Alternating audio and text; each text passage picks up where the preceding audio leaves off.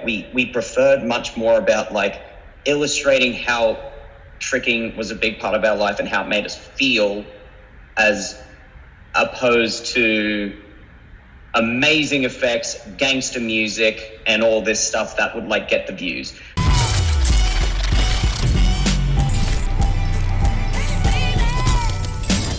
What's up, guys? Today's guest is an Australian tricking legend known for his insane samplers and contributions to the sport. Please welcome to the JAMCast, Mr. Phill Gibbs. What's up, man? Hello, Travis Jam Wong. How's it going? Good, man. Good. I appreciate you making the time to do this. We have a crazy time difference. You guys are like 17 hours ahead or something like that.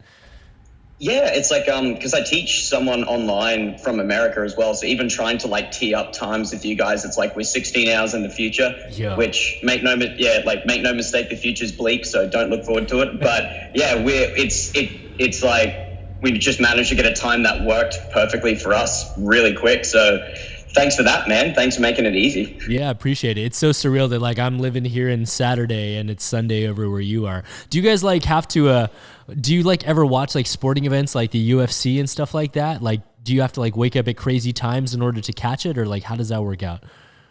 I think it's usually televised. Like they do manage to keep up with it pretty well. I know I've seen it. It was the really big fight a few years ago. I can't remember, but I think it was only a bit of a time difference. But like, it's not like we were watching the fight the day after it happened. I think it might have only been a few hours of lag with live and stuff. But how they would manage to like orchestrate organizing that globally is just beyond me. Yeah. I can't even set my like reminders to the right time, let alone trying to organize something like that intense. So good on them. Yeah, man. No, it's insane, dude. And what's the state of affairs in Australia? Like, I have a couple of friends that live out there that are stunt performers, and they kind of always just like feel bad for like what we're going through here in the United States. I heard that things are like doing pretty well for you guys out there, case wise. It's just like a stark contrast compared to what you guys are going through in the state. Now, again, like that's just coming from someone over here. So I only know what's happening over with you guys from what I've heard vaguely. But from what I've heard, I won't swear on this podcast, I've heard it's really not good. Whereas in Australia, it's like, especially where I'm from, Brisbane, I don't know what we've done to be like so lucky. Like it's actually crazy. Like obviously, when it hit really bad earlier this year, like it just globally, it didn't matter where you were, we were in trouble. Like businesses were going down, absolutely no work for like, I mean, most people, they were either let off or had to start teaching online, which ended up branching off to something interesting for me, but I'll get to that. But it just became this like whirlwind of here's a global catastrophe. What are you going to do about it? Oh. So like one of my actually my best friend, Ty Wilkie, who's a really good tricker, but he's also a stuntman. It was different for him. Like, thank God. I have no idea if you guys have this in the States, and something tells me you don't. But in Australia, we have a thing called JobKeeper. So the government basically went ahead and organized for, there was Job Seeker, like a job seeker allowance where, people who were looking for work could be offered, like, I can't quite remember the rules of that one because it didn't actually apply for me because I was lucky enough to get onto JobKeeper, which is if you were working in an industry and that industry had lost a certain percentage of its like, you know, finance or whatever, just like lost percentage of what it needed to operate for, and you'd been an employee there for over a year, then you would be paid a set amount from the government every fortnight so that you could keep working. So I was just like, oh my God. So that actually saved like a lot of people work. I won't go super in depth about how that managed, but I mean, like for stunt guys, that was like I was lucky enough that I could still keep teaching online. But for people that lost their work completely, like my friend who lost stunt work and stuff, like that JobKeeper was a godsend. So they got pretty lucky with that. And Brisbane has been like super lucky with it. Like we had our restrictions for probably the least amount of time in any other state in Australia. It was just super lucky. That's super cool. Yeah, we have something like kind of similar called like unemployment out here, where if you've like paid into it, you can get like checks every 2 weeks and stuff like that. I know at one point, some people, like depending on like the job you did, like let's say I had some friends that like, you know, are servers at a restaurant. They were making more on unemployment than if they worked at a restaurant. So they were like, I don't even want to go back to work. That became a big thing in Australia as well, because then people just got into that comfort zone, and some people were earning more. So our government, obviously, like after a couple of months, had to really kind of like, all right, only if you're earning over a certain amount, and like really play that, because like Australians are lazy as, I can't swear, Australians are lazy as, man. So if it just got to the point where you earn more for doing less, that's when drinking problems start, and like all of this other stuff goes down. So yeah, I get where you're coming from with that one. Yeah, and don't feel bad, man. You're allowed to swear on the JAMCast. It's all good. We've had some insane episodes where guys were just flying off the hinges. Dustin Shepard, El Dente, he just went insane. Yeah. I don't think I got to meet Dustin actually. I really wanted to like. Because he made, sorry, I won't go on like a huge tangent, but he made some of those samplers that like, when I was starting and coming up, that was, I can swear, that was the biggest shit ever. That was just, like, we would watch them religiously, like before sessions, or just like when I wasn't doing much, or like before an ATG, like the whole group would just get together and watch like some of the, like the samples you did with Danny Graham out in the desert, and like the Guthrie and Nice and Danny, like all those ones. So Dustin, I don't know if you'll ever see this, but hey, thanks, man. That was really helpful. Oh man, it's really funny that you said that, because like it's a great segue. I think one of the things that you're best well known for, and it's kind of something that I've noticed and I've always credited all the Australian trickers for, is like the amazing samplers that you guys put out. They aren't just like the normal banger ones where it's like, you know, 3 to 4 minutes of just trick, where you're almost desensitized. But your samplers have always included, like, you know, for lack of a better term, the lifestyle and the story and the feeling and the heart behind what was going on during that moment. And I know that, you know, most recently, I would say you put out what is called, you know, for lack of a better term, your last sampler. You called it, you know, Phill Gibbs Final. Thanks for watching. Yeah. We released that November 4th, 2019. And I guess that's like your like ode and farewell to tricking samplers and stuff like that. And what I just had to ask, like, what was the reasoning behind that? Was that stemming from the injury, or was that just from an overall like philosophical change in your view towards like your approach to the sport? That is the most in-depth question I think I've ever received in my entire life. Not only that, but you managed to fact out the exact date and like that I released this. So man, huge appreciation to like committing to the question. It's fantastic.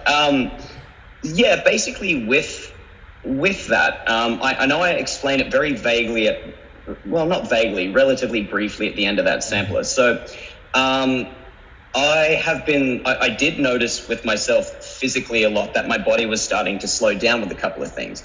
So that in itself is quite frustrating. And that even is going through some, I suppose, not to get all super deep here, but like some kind of internal struggles now, with still wanting to be active as a tricker, but having to find a different stance in it than where I've been. Because and I hate saying these things because it sounds like you're tooting your own horn, I admit that I wasn't a bad tricker. Like I did the best I could. I pushed as hard as I could. Like I was lucky, like to the point where people wanted me to go to their event overseas. Like you just don't see that happening when you're a kid. So that in itself was incredible. But it was getting to this point, and I know it was definitely after ATG 2019. So when I was part of King of the Floor, it was incredible. But throughout that period from 2019 up till right before I did my injury, it wasn't even about just like not having a good session anymore. It was just my body wasn't moving the way that I wanted it to. I would even go through basic skills, and it was just, I would land like some double fulls and be like, Jesus Christ, if I landed that a little bit more funny, that would have really hurt me. Like just those kinds of things where the body wasn't reacting as sharp or as fast as it was before. And mentally, I would step on the floor and just go blank. I think an issue with that probably was because like I always felt like and this is an unhealthy thing that I'm now trying to train to get out of. But back in the day when I was training more prominently as a tricker, it was that thing where it's just like, if I didn't do a dub or a double back or a triple full, that was a shit session. And that's not a healthy way to look at it. And so it got to this process where I started training from that 2019 onwards. Things just started to slow down, and stuff was getting a bit dangerous. I'd have the occasional okay session, but something just didn't quite feel right. And then I did my ACL at my own event, funnily enough. But I'd rather it be mine than like one of my students or one of my friends, to be honest. So that was okay. That was just a really big indicator for me, where it's just like, well, look, like you knew this was starting to come up. It's not like I was looking forward to snapping an ACL, but it was just that final sign of just being like, okay, well, now you know that it's important to still be involved in this, because this is everything you want with your life. But now it's time to really think of a different perspective and a different way that you can contribute to the scene now. Because let's face it, look at what modern day trickers are doing. They don't need my body and my skills anymore. Like that's not really providing as much as what I could be doing elsewhere, like as an instructor. So I really kind of stepped back from that and used the injury to kind of process that a little bit more. So I apologize for an extremely long answer for a very straightforward question. No, bro, no, that's exactly what this podcast is about, is for you to elaborate on things that people, probably wouldn't be able to see just from watching the sampler, and even your mini explanation at the end of it, or the captions you provide on Instagram. And now, like, along the lines of that, like, I can totally attest and understand where you're coming from. I'm over 30, and I know that I think you'll be 30 like next September, right? So it's like, yes, God, you know me so well. It's incredible. I do my research, bro, because I'm not only like doing these, as a host, but I'm doing them as like a fan of everyone that I have on these episodes. Like, I followed your guys' careers forever, so it's like at that age that you're at right now, and you're speaking about starting to slow down physically and feeling it. Was that? Do you think that's as a result of age? Because you seem to be someone that's still consistently trained, whereas like myself, I feel like I've fallen off just simply because I've dedicated way more time towards my career in the film industry as opposed to putting in sessions. Like, how often were you training still leading up to this point? Or was there anything that you think that was linked to that feeling physically?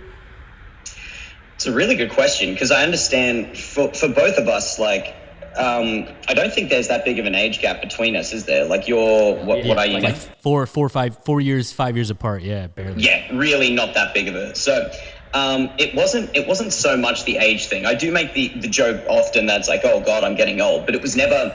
I mean, like, obviously, and I imagine you and most people who's listening to this podcast must have, or hopefully would have heard of the tricker Mateo. Of course. So Mateo is the oldest dubber. This is when he was living with me and my parents in Brisbane. My mum bought him a fucking car. Like, she loved him. I eventually got the car afterwards. She's like, oh, you'll get it when he goes back to Italy. I was like, just bought him a car. She's like, yeah, we love him. So Mateo was always that inspiration, kind of, especially for a lot of people, where it's like the age is just a number, because he started tricking at 25. Yeah. And also, Mateo, I don't know if you see this at all, but good luck with your ACL recovery, because it seems to be a contagious event at the moment. But good luck, dude. He seemed to be going pretty fast from what I saw. But yeah, totally. I'll go more in depth about what I think about that stuff later. But anyway, sorry, back to your original question, which I've already misplaced. Damn, what was it, sir? Oh yeah, do you think like the feeling physically of falling off was a result of age, or was it because you weren't training as often? Like me personally, I don't train that often, so I just wanted to see like what the difference was with you. You don't train often, but you still do awesome stuff, dude. Thank you. No worries. But in terms of, for me, it wasn't necessarily like, that's the weird thing that I do struggle to explain with it, where it certainly wasn't because I had stepped back out of training, because my literal job is teaching tricking. It's everything that I'm doing. It's what I'm involved in. It's what I want my future to be involved in. It's that. So I've always been around it.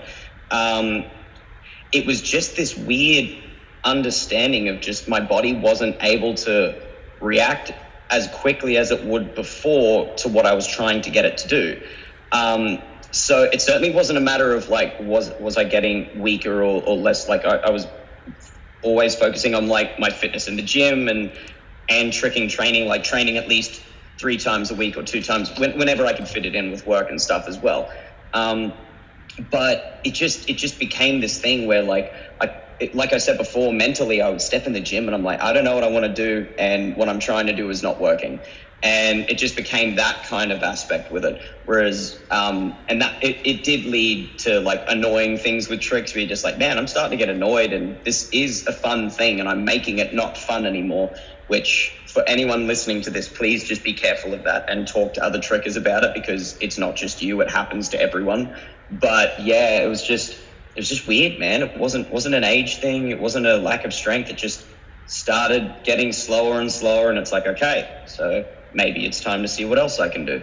No, that's cool, man. I applaud that. It takes like a certain level of maturity, both mentally and physically, to even just be aware of that coming about, and as opposed to just trying to push through, uselessly and ending up with something that, could be even more disastrous.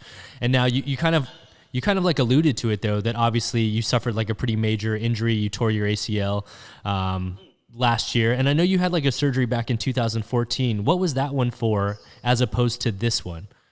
I'm so terrified of how much you know about my life. I feel like you're the dude because I just got my new phone for my birthday, and I feel like you're the dude on the other end listening to every conversation that I have with my phone. And then whenever I'm like, man, this would be interesting, and an ad pops up for it, I'm going to think that it's Travis Wong from now on. Anyway, so yeah, it's tough because with the recovery, because I'm about, what are we now? October. So I'm about 10 and a half months of post ACL surgery. Okay. And that was with my right knee. So because I'm a lefty, not that doing an ACL you'd consider lucky, but it's certainly not like uncommon with what we do. And the fact that it was my right knee is probably better than if it was my left. So back in 2014, I had done I did what was called a minor complex tear of my meniscus. So the meniscus on the outside of my left knee had a small tear. Now, I was a complete freaking idiot, because and again, like I will blame that one on ignorance, not stupidity of being like, nah, she's fine, I'll be right, just keep going, bro. It was it's in one of my samplers, I think, and stupidly enough, I'm pretty sure the thing that did it was the freaking hook kick, because I was trying J-step, double cork, hook, cart, dub. And so I did the double cork, and then I did the hook kick, and I think it looks like my right knee went funny, but I actually think my left knee kicked in a position that kind of just tweaked it a bit. And I remember the exact thought process going through my head, because I did the hook and I was like, that feels funny, but I've got momentum, here I go. And so did the cartwheel and did the first double full, and I was like, okay, that hurts, but I can keep going. And then I did did the double cork, and I was like, oh, whoa, okay, no, just one more to go. And then like as I pulled into the third dub, I was just like, what's going on? And like just crashed. And the clip of me hitting the floor looks like it's just like, it was a combination of frustration that I didn't get the dub, but also I was just like, something's wrong with my knee. Now, at that point, I genuinely thought I had just pulled my hamstring. That's all it felt like. It just felt like I did a small hamstring tear. I was really determined to do that combo. So I got back up again. I did like the J-step, dub, hook, cart, double full. And then as soon as I got to that, I was like, stop, something's wrong. Thank God. So stopped after that, thought it was a torn hamstring, gave it like 2 months of recovery and stuff. And it got better. But every time I would trick, my left knee would start like building with fluid, and sometimes it would build with fluid to the point where I could not bend that knee. And it got to just 10 months of that, like, and I kept tricking on it completely unaware, because I thought it was just a freaking hamstring tear, and my knee was obsessed with a balloon like shape for some reason. And then found out, I was like, okay, no, after 10 months of this, maybe not 10 months, definitely not that long, but anyway, after a couple of months of it, I was like, no, this is not normal. I remember, I think Jack, like JFB, was sitting with me one time when it was really swollen. He looked at it and was like, dude, that's not meant to look like that. And I was like, okay, that outside reassurance means I need to get this shit checked out. So went, had an MRI, and then I remember the first thing I read because obviously not completely understanding those things very well. The first thing that was on because back then they could give you a written report with it. They don't do that now. And so the first thing I read was no major damage to main ligaments or tendons. And I was like, dude, I'm fucking fine. This is awesome. And then underwood, it just said small complex tear of meniscus. And I was like, I don't know what that is. If it's a small tear, that's fine. She'll be fucking right. And then I went to my doctor the next week and I remember this, it like shut me down in a good way because I was feeling very confident. And then I walked into my doctor and he was just like, my old doctor was a bit of a sarcastic prick. And he was just like, good news, buddy. And I was just like, yeah, right. He's like, you have to have surgery. And then I just felt my heart sink. And I was just like, wait, what? I thought it was a minor tear. He's like, yes, of your meniscus. That's this part of your knee. And then he went in depth and explained it. He's like, that doesn't fix itself. We have to fix this up for you. So obviously the recovery from that was very quick, actually, in comparison to ACL. Very quick and nowhere near as painful. Within 5 months, you could start doing a couple basic stuff again. And then within 7 to 10 months, you're almost back at 100%. The ACL pain-wise was a lot more. So the difference between the meniscus and the ACL in terms of the recovering from the pain to start with. I know anyone with an ACL injury, my housemate Jordan, who I live with, has had 2. He's done the ACL on both of his. So Jordan's the funny guy in some of my samplers where it's like the redhead dude that like runs up the boxes and gets wrecked. That's him. I live with him. He's done both his knees too. And so it's been brutal, but we both saw the same physio who's just he's a godsend. It's unbelievable. So pain-wise and relearning stuff with the right leg was a lot more than with the left. But weirdly enough, my right leg feels stronger than my left. So not sure how to explain that one.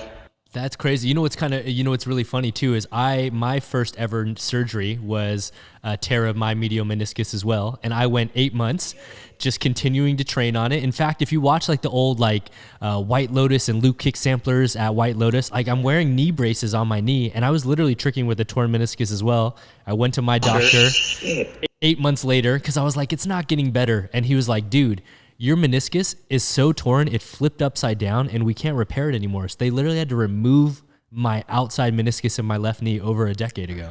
I have only heard of that with one other person. I genuinely didn't think that was a thing. I only knew one other person that's had their meniscus removed. Holy crap, Travis, that's so bad. So that's why... That's why, like, you know, not only am I not like as crazy as all you guys, but I literally like almost a decade ago completely stopped training swing throughs because I just have no meniscus in my swing leg at all.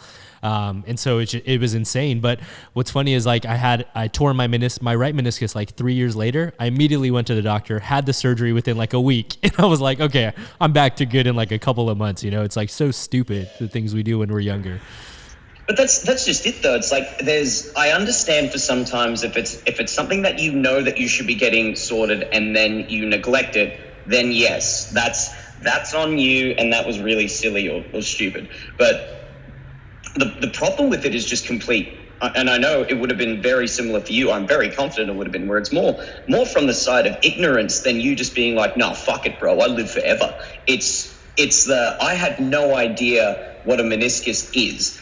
And so, I get that. I had no idea about that with you. I'm learning a lot. Yeah, it's pretty crazy, man. And honestly, that's one of the reasons why I always bring up injuries on this podcast. It's not to like necessarily relive or bring up a bad memory for my guests, but it's more so we can just, you know, help the younger generations learn from our mistakes and hopefully realize like, you know, what an injury they may be experiencing and trying to self-diagnose is probably the wrong thing to do. You know, we just had Bailey Payne on an episode a couple back to talk about his ACL surgery, which was his first major injury, and he's already made like a full recovery, double backs, triple fulls, everything in less than 6 months, which is absolutely insane.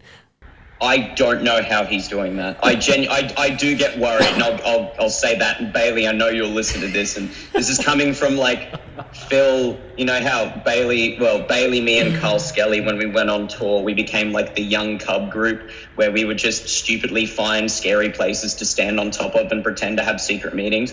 Okay, this is from me to you, Bailey. Please be fucking careful, dude. Like, I love seeing him do this stuff. It's so cool. But I'll admit, like, when I watch, and Mateo as well, I get worried. But that's just my temperament. It's not like, I know Bailey. Like, Bailey's crazy, but he also takes his recovery, because he's matured a lot since when I first met him to where the young man that he is now. He's not the psycho kid that's just like crazy for the sake of crazy. He has matured a lot. So I know that he's like taking things seriously, but I know when I saw him do that wrap full swing triple cork, I was like, dude, you had your surgery a month after me. That's nuts. Like, that's insane. But I mean, he's okay, so that's reassuring. Yeah, and you know, it's funny, he kind of said the same thing as well. He feels stronger than ever because he finally did rehab and spent a lot of times rebuilding his legs and doing stuff that he never really did back in the past. So he feels a lot more confident in it. And it's kind of funny you say that too, and I'm probably going to freak you out here again with some dates and stuff, but you had a pretty extremely quick recovery too. Like, you had your surgery in, when was it, December of last year? Did the injury November 15th. November 15th. I had my ACL surgery December 5th. So December yes, 5th, you freaked me out in the best of ways. But then you did your first flips May 14th. You did your first double full August 8th. And then crazily enough, you did your first dub September 26th, which is literally only like 5 weeks after you did your first double full back. So, I mean, you've had a pretty quick recovery yourself, you know? So at this point though, are you still chasing relearning tricks, or are you content with where you're at and just going to just continue to maintain, for lack of a better term? See, now that has been an interesting, and this is going to sound really weird, that has been an interesting self-conversation, because that's one of those things for me, knowing, like, literally trying to figure out what I want to be doing, because I definitely would still like to be relearning some skills because of the confidence that I've been doing with my leg, because I have been doing proper gym training and like extra fitness stuff and on the side to make sure. And that's also, my physio has also said exactly why my recovery has been one of the smoothest that he's had, because not only was I doing pre-surgery stuff for it, but also anything he's given me to do, I will just stick like strict to it and make sure that I'm doing it. And he's like, no one really does this as to the same extent, because most people just get lazy with rehab, but not everyone, obviously. But so that's been really helpful. So in terms of me regaining skills, yes, I do it because I want to, but for me, it's now trying to find that line of what I said at the beginning of the podcast, which is tricking doesn't need my skills so much anymore. I love the fact that I could do dub, and I assure you the emotional response afterwards was genuine. That isn't like wow, I'll do this for the views. I've never ever looked at shit like that. I just don't really mind that much. For me, it was just like I've had a surgery before, but this one's quite a big one. So to be able to do things like that again is genuinely quite like liberating. But I also, that wasn't the indicator for me to do, all right, well, shit, yeah, if I can do that, then I have to be able to do dub again, or I need to be doing beach with triple cork again. It's like, if a situation comes where I'm feeling confident and good about pushing for harder skills, then I'll do it. But my motivation now is to make sure that I can use my body as a tool to be the best instructor that I possibly can be, and to help spread the knowledge of tricking more so than me smashing out OG bangers just for the for nostalgia's sake.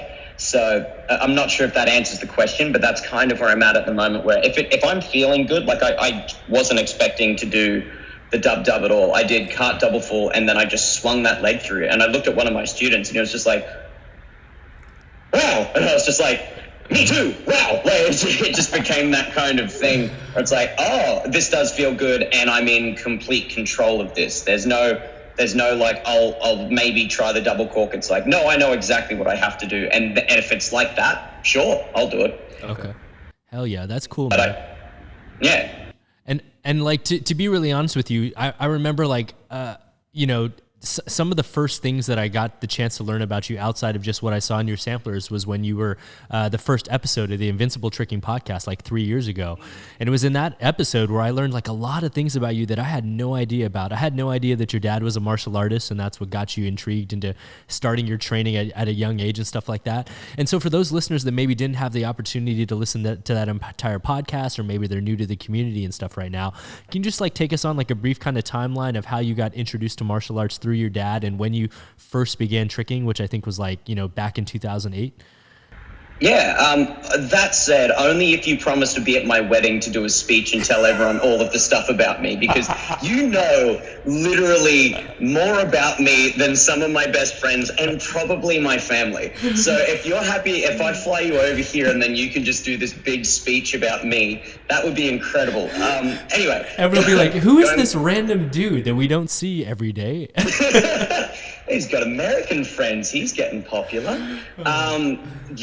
So basically how it all kind of started, I suppose, is when I was a kid, and not just when I was a kid, like even now at 29, like one of my biggest influences ever is my dad, Chris. So he's just my dad has that kind of aspect about him where no matter what situation he's in, he is widely respected. He just has that presence, and it's awesome. Like, I definitely got mum's weird personality traits and sarcasm, and I'm very grateful for that too. But when I was a kid, I just wanted to try and be like my dad. And so when I was about 5, I started learning basic karate skills from him, because I think when I was like 3 or 4, I learned there was this trophy in my parents' house, and then found out that dad competed in Japan in karate and became second in the world for sparring at that point. And mum was obviously trying to be like, yeah, he would have got first if they counted his point. And dad's like, okay, like it doesn't matter. And so that was a big inspiration for me to start learning martial arts. And I genuinely fell in love with it. Like, I loved the aspect of it. I loved all the, like, not only just the physical parts of it, but also just the kind of, I suppose, I don't know, the word spiritual gets thrown around a little bit oddly nowadays, but the philosophical side is a better word, sorry. So that kind of aspects of martial arts and everything like that, and the mentality behind it. So I started doing that with dad, and then got a little bit older, and then I went to a Taekwondo club. So I've done 2 different styles of Taekwondo for about, like, I think 7 years each. So that was really fun. And when I was younger as well, mum and dad noticed that, like, I jumped around a lot and all that kind of shit. And I think I didn't know this happened until dad did, because I had a newspaper interview a couple of years ago, and they asked my dad questions about me, and he told the newspaper interview that when I was a toddler or really young, I would climb up on our ironing board and then wait for it to tip over so that I could jump onto the couch. And so dad's like, since then we knew he was just going to be like enjoying jumping off stuff and going around. And so we made him do gymnastics. I was like, that's the reason? Like, I didn't fucking know that. So, did gymnastics and martial arts separately when I was a kid. I was not like, obviously I'd be a liar if I said that gymnastics didn't help. Of course it helped. It helped with aerial awareness and building skills and stuff. Myself personally, because I'm a weird fella, so I didn't fit in super well with the gymnastics clique, which was very popular kind of guys. And I genuinely was the weird kid trying to do like martial arts kicks at the side while waiting for my go to do a floor routine. And they're just like, what the fuck is this kid doing? So I was doing that, and I didn't enjoy gymnastics as much as martial arts, but mum and dad, and I, again, will always thank them for this. They're like, you are good at this. You have potential in this. We've done all these other stuff. You've done swimming, you've played tennis, you've done like footy and all those things as a kid. Gymnastics is the first thing, like not first, sorry. The others were okay, but this one you're really sticking to. So we're going to make you do this for a few years, and then later on you can make your decision. So I did gymnastics for about 9 years, I think, and Taekwondo next to it. And then eventually I was able to leave gymnastics, and then discovered free running and from that really famous video from oh my God, I feel terrible because you interviewed this guy just recently from Canada, Team RAWR. Oh yes, Chris Mark, yeah, Team RAWR, Friday Night Madness. That's correct. So thank you for that, all of Team RAWR, for basically starting like movement for like majority of people across the world that wasn't a standard gymnastics or something like that. That was awesome. And so tried free running for a bit, remembered very quickly that I'm scared of heights, and then discovered tricking, because the first sampler I ever saw was Crazy Asians Unveiled. It just blew my mind, and Anise, obviously. So Crazy Asian and Anise were the first two I saw, and then tried doing that when I was doing Taekwondo, like just horrible flat spin B twists and sketchy corks and stuff like that. But it was really fun, and then found out there was an open gym somewhere in our city that did tricking and free running, and that's where I first met John McClay, and that's where I first met Sarah Musk. And then they're like, have you ever heard of this Scott guy? And I was like, Scott? I don't know who that is. And then came to the session the next week, met Scott and Muskie and John, they really liked me, and they were just like, do you want to come with us to train at Chandler? And now it's 2020. So that's a long and then really quick recap. That's crazy, man. And like, what is that? When you first like got into tricking, like how early on was it that you got to meet Scott and them? Like was it really literally at the very beginning of your tricking career? And like, what influence did it have being able to train with somebody like Scott, who, you know, for younger generations that are out there don't know his contributions to the sport? He was literally one of the most acclaimed trickers back in our generation, especially for pushing the boundaries and landing world's first and stuff like that. Well, that's exactly right. It was, and again, I'll be surprised if any younger generation trickers even know who I am. So, and then Scott's like first, like I was obviously doing like a couple of trick stuff with my friends in Taekwondo and from high school at the time. But when I started like tricking, so I'd say March 2008 is basically where I've been able to round up when I first started tricking. That's when I met Scott, John McClay, Muskie, and there was another friend of ours who lives in, he's Swedish, and he was from Team Disastrix. So his name's Henrik, and Henrik Horwing. And so I, 16 years old, came with them like in this big van to like Chandler, and all of a sudden, like I'm still trying to figure out how cork works. And then my very first session with the guys, it was just their hypest session. Like I think that was the session the first time Scott swung like J-step double cork, swing cork or something like that. And Henrik landed the world's first Horwing whacker, he calls it Horwing whacker. So most people nowadays would have no idea what that is. So he landed the world's first cork double leg twist, which was a little bit like, obviously at 16, it just went above my head. I was just like, I don't know what the fuck I'm looking at, but this is incredible. I'm going to try a double B twist, and like I could barely B twist, and so I came up to this mat and tried to do a double B twist and got to like hands and knees, and they were just like, oh, Phill, and I was like, knee. So it's just that really exciting time to be around not only like those who were far beyond what I comprehended tricking could do at that point, but also to be around people that were actually encouraging, because with previous experience, like in other things like Taekwondo was fine, gymnastics, not the most supportive environment at all. So it was really nice to be around people that pushed, and that's what made the difference. And then, as you said, like I know a lot of people wouldn't know Scott's contribution now, but he, in terms of power tricking, was well beyond what other people were doing at that stage. Like obviously, like the world's first double full, double cork, the world's first triple cork, obviously. Like that's, while nowadays that's kind of like commonplace, when that was first landed, that was, I don't think I've seen something hit the internet that freaking, obviously biased, I've just never seen something hit the internet that hard. It just couldn't be done, and then it was done, and now everyone can do it, which is awesome. Like that's the way it should be. Like if tricking wasn't developing in that sense, then something's getting lost in the past. And so anyway, it was just remarkable to be around not only the skill of like those trickers like Scott, McClay, and then Morgan and Jono came along, and of course they showed me the other sides of tricking that I hadn't had the pleasure to see. Because in Brisbane it was just have as many energy drinks as you can, have some painkillers, and let's see who can twist faster today. Whereas like the Sydney guys really introduced me to the other aspects of it, which incorporated like your OC stuff and the creative skills and the more kick style combos. And wow, you can put breakdancing and tricking. I didn't even know that. Like all those blends of things together.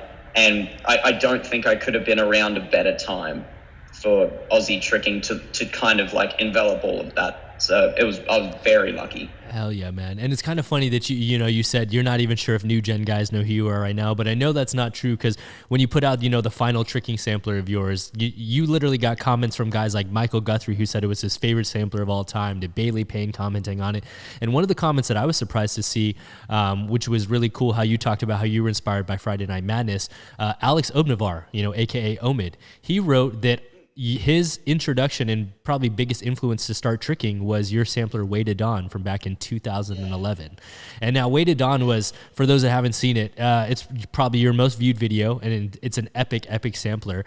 And I just wanted to just talk to you about like what goes into your constructing these samplers. Like, how long does it take for you to actually formulate filming them? How do you come up with like the music choices that you do, and what really makes them stand out and be so different than the traditional samplers that we're used to seeing? A huge influence of that would definitely, and I'm sure it's quite obvious, come from Scott and John. So with their perspective of samplers, and it was really important to me as well, especially because of the things that I was really interested in. Also, side note, although I'm sure in different things I've said this before, the tattoo on my arm, which you can't see super well, I think, but that weapon is a weapon called Way to Dawn. So that's what inspired the name. So that weapon is from the game or the series Kingdom Hearts. Okay. And so that to me was a very influential thing. It's storytelling, it's music, everything about it, the game. Like, that was just my life when I was younger. That was just everything I wanted. And that was a big part of how I wanted to tell my stories. Like, almost at the end of, I'm pretty sure at the end of majority of my samplers has music from Kingdom Hearts in it. It was just, that was a very influential thing for me when I was younger. So Scott and John, and I know that I always had this as well, but to be around them and to see the best at that point with editing, not just skills, like with what they wanted to perceive, is we wanted to tell our own stories, if that makes sense. That's why and going with music choices, it was more about what resonated with me on an emotional level in terms of if it was portraying the image and the story that I wanted to tell, as opposed to just picking a song that I know everyone will like. Because that's never, and I'm sure you'd notice this with a lot of the videos and stuff, none of the samplers that we make, because back then it was a very different generation. Like, Scott would take a year to make a sampler, and everyone would wait for it. You'd wait for it. You'd just be like, when is this coming out? Because it, obviously nowadays, I understand for work and stuff, you need to be constantly putting out content. You need to be keeping people updated. You just have to keep feeding it. And I get that. But back in the day when samplers were the thing, they were stories. And that's what we really, especially like not just myself and Scott, like I mentioned him earlier, Ty Wilkie. He's my best friend, the stunt guy.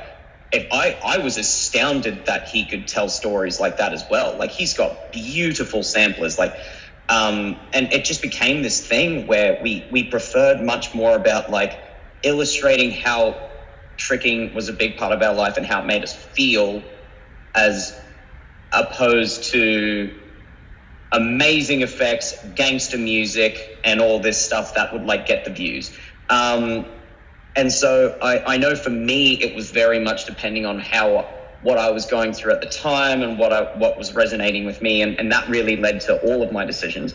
Funnily enough, like with lots of the songs and stuff, I had to change them. I think Path to Twilight was meant to be used, but I had a different song planned. And then Rudy Meadows actually used the same song. So I was like, I can't do that now. That'd be terrible. So I had to like change it up and stuff, because that was another big thing back in the day, where it's just like when you make a sampler and you get the song to it, you don't want to be using the same song as someone else. It's like if if Carl Skelly puts a sampler out like from Amity Affliction, don't put the same song out as that. Like it's just rude. So which was a thing back in the day. So but yeah, lots of the thought processes would be just basically that, really, which was, I mean, I think it was more fortunate that people enjoyed it, because that wasn't necessarily the goal with the samplers. The samplers was, does this mean something to me? Do people that I actually, like, this sounds a bit harsh, but people whose opinions I genuinely value get something out of it? So that really boiled down to three main people. Scott, Ty, and my dad. If those three people got something out of my samplers, and again, I loved hearing from everyone else that they enjoyed it, but if those three people like, whoa, I was like, awesome, cool, like, that's really sick. And then everyone else was a bonus. So that's kind of where it got with it. Okay, that's super cool. And one of the other things that I was like really intrigued on learning about was these things that you, for lack of a better term, you were calling like journal samplers that I think you said were inspired by Scott himself, who basically told you that you didn't always have to release samplers for everyone, that you should film samplers for yourself. And we've been very fortunate over the last like year or so that you started releasing a lot of these, even back to like your first ones. So how many of these unreleased samplers do you have? Because I know that, I mean, we've seen, I don't know if you're not putting them out in chronological order if you're naming them differently, but we've seen up to like number 19 at this point, you know? How many are there that exist?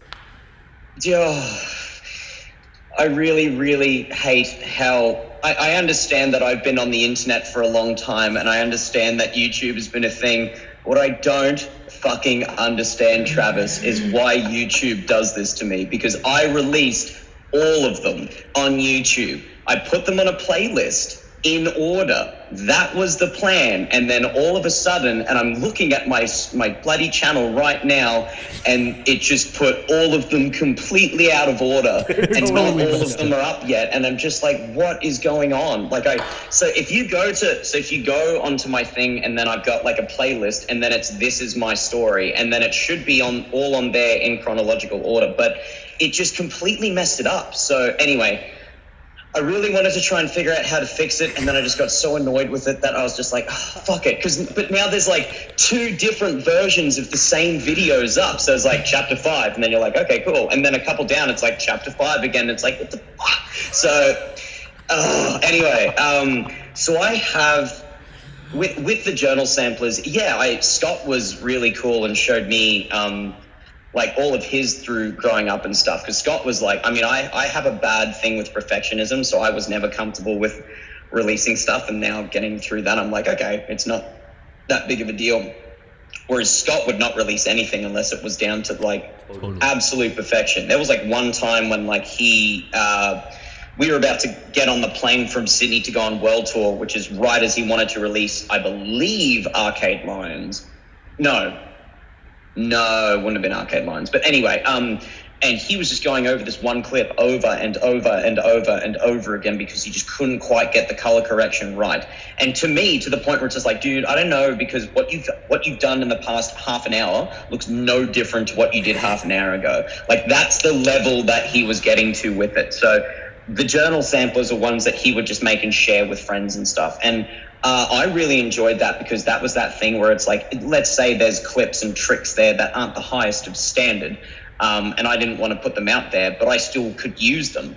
And so I used them to kind of tell my own like individual stories, because like to me the journal samplers were just a hell of a lot better than being like, dear diary, yesterday. Like, for me, it was just a lot more, I could articulate what I wanted to a lot more clearly with music choices and the tricks and the combos and that kind of stuff, what I was going through at the time. So I'll do it every now and then now. I'll go back and look at like a certain chapter being like, I remember this was happening at that time, and things were going really well, or things weren't going so well, and this is what I was feeling, and it was just a really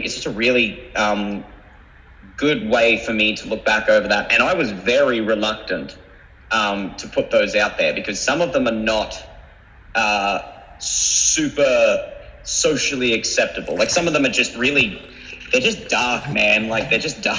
They're just sad boy vibes and shit. And like, I understand now that there's like people get a thing out of that, but that's not what it's for. Like, the thing that I really didn't want to have happen, which hasn't, thankfully, which I guess I can thank YouTube for fucking it all up. But I suppose one of the things I really didn't want to have happen is for those samplers to go out to reach my younger students and other students and to be like, oh, okay, that's what he was like, that's what I should be like. Or the upsetting times are things that you could really, like, I don't know how to explain it very well, sorry. But for me, it was like, look, if me releasing these isn't going to change someone's life in that sense. And to be honest, it might actually be able to show it's like, look, like, even if you look at the happy-go-lucky samplers from Australia and you believe that that's what life is always like for us, it's not. Like, we are people. Shit goes wrong. And so still being able to use tricking as an outlet to articulate that, I found was really helpful for me, but also for a couple of others. I've had a couple of really, not lots, but some really endearing messages from that, being like, shit, man, like, really appreciate you being confident enough to put that out there. And like, I was in a similar place and it's cool to see that you've been there too. And now I'm feeling better about it. It's like, dude, I'm no counselor by any means, but if what I've been able to do creatively can help people out there, then like, huzzah, like that's amazing. Hell yeah, man. No, I think that's super cool. And as you've mentioned and kind of alluded to, like, you know, throughout this episode right now, tricking will basically always be a part of your life, even though you've, you know, put out your last sampler, so to speak. And you mentioned earlier that your focus now is just on instructing and teaching future generations and stuff like that. You know, how many days a week are you teaching, and what format are you teaching? Are you teaching out of a gym, out of a school? Are you still teaching martial arts? Like, what's like an everyday life like now for Phill Gibbs? I am very fortunate in the fact that teaching, which is funny because when I was actually teaching gymnastics and stuff, I remember saying to my mum, and I've used this example even recently, where I said to my mum, the very last thing I want to be is a coach, because I hated teaching, but that's because I was brought up teaching the way in like a sense where how I was taught in gymnastics. And again, I know I've mentioned it many times, but Scott was a fantastic introduction to being the kind of coach that I always wanted to be. And it was, oh my God, you're telling me that I can actually just be myself, be an idiot, like obviously get the work done, but have fun with these kids. That wasn't something that happened. And so actually being able to do that through tricking was just, and I don't really get to say this often, but like, I'm actually more confident in my abilities as an instructor than I ever was as a tricker. So that's been something that I can bring forward to most situations really well. Like, I mean, even at Hooked, getting to teach like huge groups of kids with other like great trickers in a language that isn't their own it was really fun. It was like a fun challenge. It wasn't just like oh God, it was actually really enjoyable. So for me, I teach basically every day. And the form, now I do try and make sure that I have at least a day off. Because I'll admit I was coaching a little bit too much, even to the point where when I was seeing my doctor and I told her my schedule, she was just like, if you don't have at least one day off a week, I'm going to get mad at you. And I was like, oh shit, okay. And then since then I was like, oh, I get why now. This has actually been really helpful. So I teach at a martial arts school. So there's a Kung Fu center where I've been working at for about 8 years.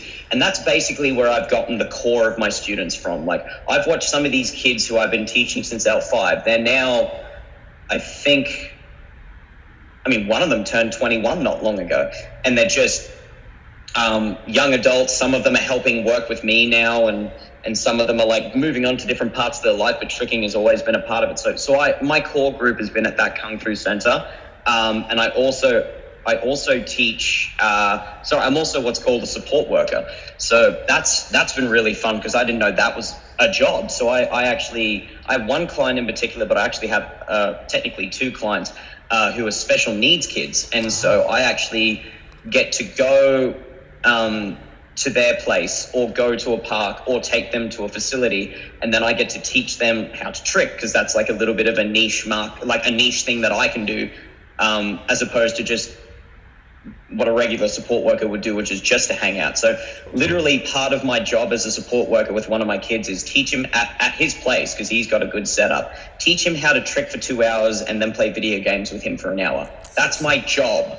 Like, that's my work. How many people get to fucking say that? Like, it's incredible. So I also, and again, I brushed on this briefly at the start of the episode, but like COVID was a bitch for everyone, and so definitely made an online platform a lot more prevalent for everything you can think of. And so it kind of pushed me, and my partner Sam, she's been amazing to help push me with this in terms of like doing my own thing with it. So I now teach online as well, which has actually been like a really fun challenge. Like I've got I had one student from Germany, and the method of teaching him was he would just send me the clips throughout the week, and then with our half an hour session together, we would just talk about what he needs to do to improve it. And then I've got a student from Colorado called Nick Wolf, and he would set his phone up at the park, and we would work on the skills that he wants to do, and he'd do the trick and then come back to the camera, and I'd be like, do this or whatever it is. And it's just been really fun. So just teaching like in person, at a facility, at a park, and online. Like any way I can teach it, I'll do it. It's really fun. Hell yes. Okay. That's super dope, man.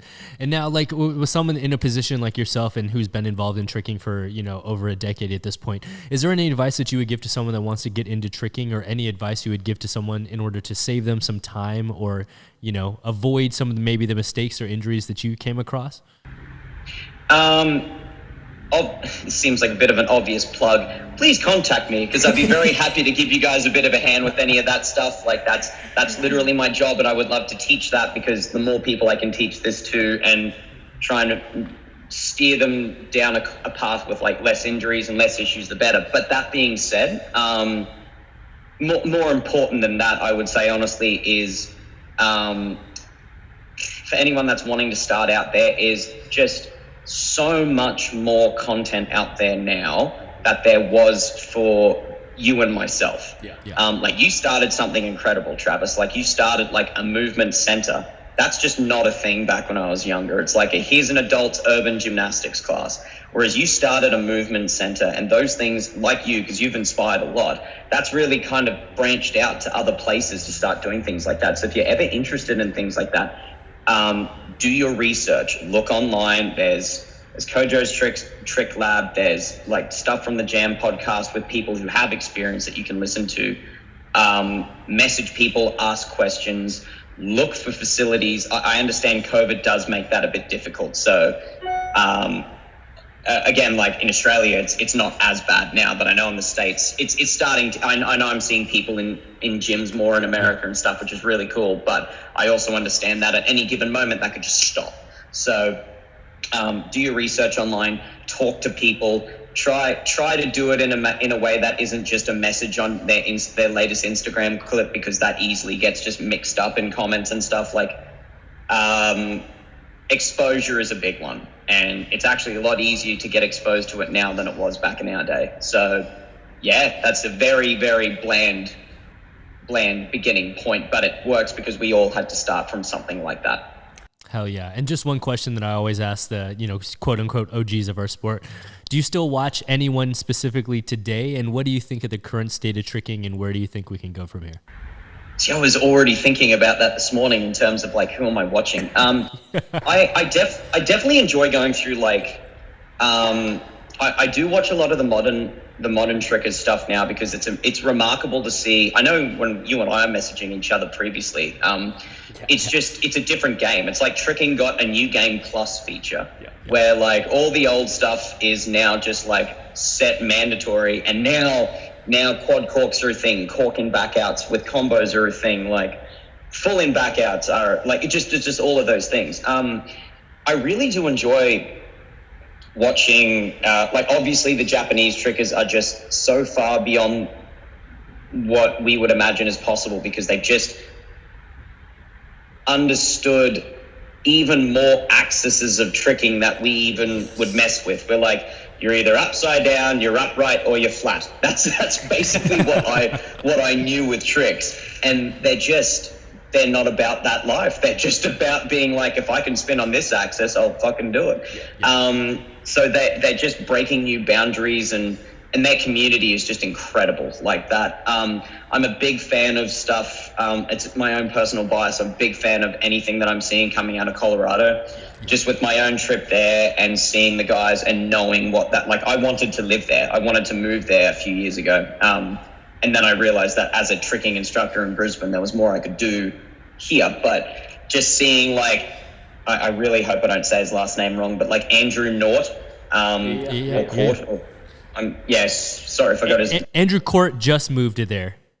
Andrew Court just moved there. Yeah, so Andrew Court, Ethan Turner, even some of there's this really beefy dude there who's doing double backs, and I was just like, who are you? Like, just stuff from Colorado, stuff from Japan. I always love seeing, like, for modern day stuff, that and the Russian trickers as well. They're just amazing. Like Tolya I've loved watching his stuff since 2013. But another thing I find myself doing pretty often is actually going back and watching some of the older stuff as well.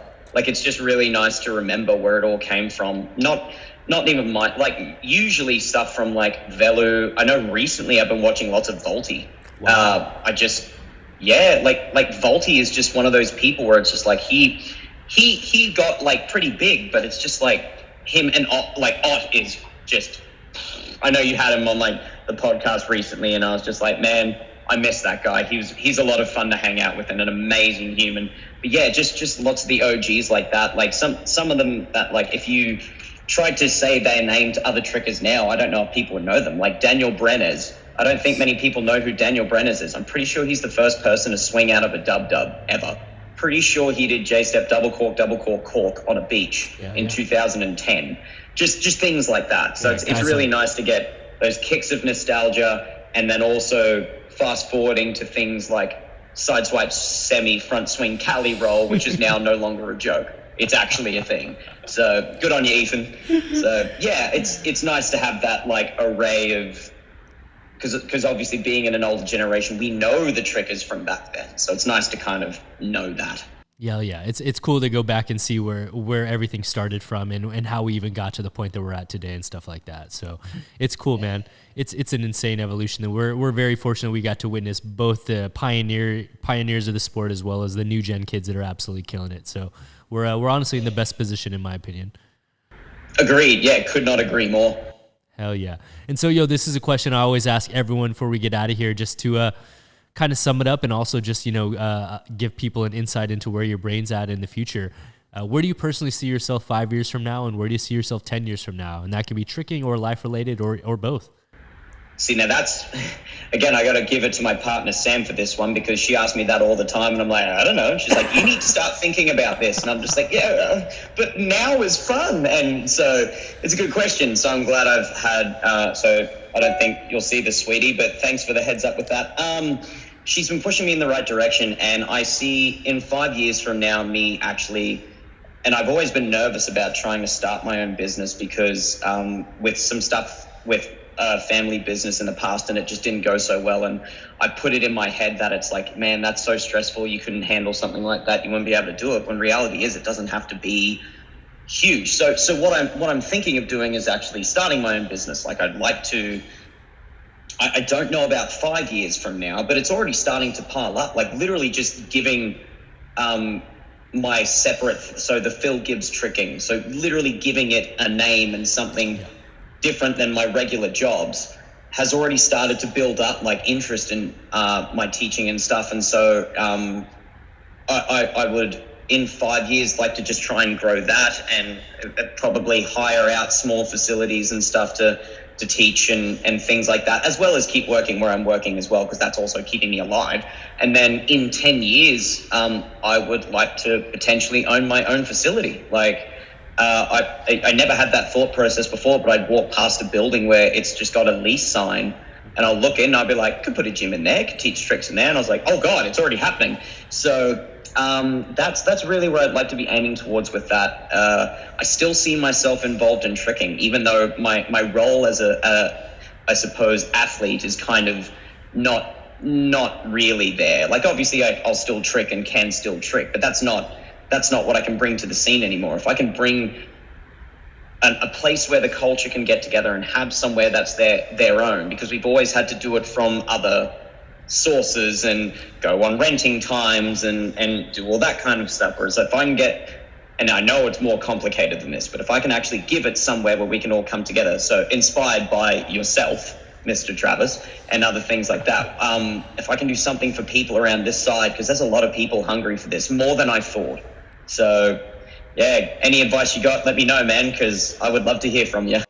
Hell yeah, man. Hit me up if you ever get to that point. I'll always be happy to lend advice to someone like yourself. And, you know, the more tricking schools we see pop up around the world, the more people will be able to influence. And, you know, that's the greatest gift I think that we could leave upon future generations, to just continue to expand something that we both love so much, you know? That's it, man. That's the goal. Thank you, man. I really appreciate it. Hell yeah, man. And yo, more than anything, I appreciate you coming on here and, you know, sharing some of these stories and giving some insight into things that all of us probably didn't get to know or learn about through watching all your samples over the years. And, you know, on behalf of myself and the community, we appreciate everything you've contributed, and we're looking forward to seeing what happens next, man. Thank you so much, man. I really appreciate it. And thanks for having me, and thanks, everyone. Hell yeah. So, yo, before we get out of here, can you just let people know where they can stay up to date with your journey and follow you, and stay up to date with what's going on in your life? Sick. So, I don't put, the only kind of stuff that I'll be putting on YouTube now is more like the AC samplers, because I'm starting to film all the guys that come to the open sessions and just going to make small samplers just to look back on. So my YouTube will have a couple of things, which if you just type in Phill Gibbs, you'll find that. But the actual channel is, oh my God, I can't even remember my own thing. I'm pretty sure it's Super Phill 15, because when I was 15 years old and really cool, that's the most creative thing I could freaking come up with. I have 2 Instagram accounts. One of them is just my own personal one, which is Phill RAWR. And then my other one, which is my business account, which is Phill Gibbs Tricking, which can keep you guys all up to date with, like, there'll be a few things of me, but more important is like the kind of things that I'm teaching my students and what we'll be up to in events like that. So if you guys are keen, check that out. I'd really appreciate it. That'd be sick. And yeah, let's just keep loving it. Hell yeah, man. Everyone go give him a follow. And with that being said, guys, please be sure to hit that like button, comment, subscribe for brand new episodes each and every week. Join us every Monday for Jam Breakdowns, every Friday for brand new JAMCast, interviewing influential members of the movement community like Mr. Phill Gibbs himself. So with that being said, guys, I have one more very special thank you to Mr. Phill Gibbs for coming through. Thanks for heading over, homie. Thank you so much, man. I really appreciate this. I get a kick out of it. So cheers, Travis. Hell yes. And as always, guys, coming through, I'm your host, Travis Wong. Thanks for joining us here on another JAMCast. Until next time, we'll see you all soon. Peace.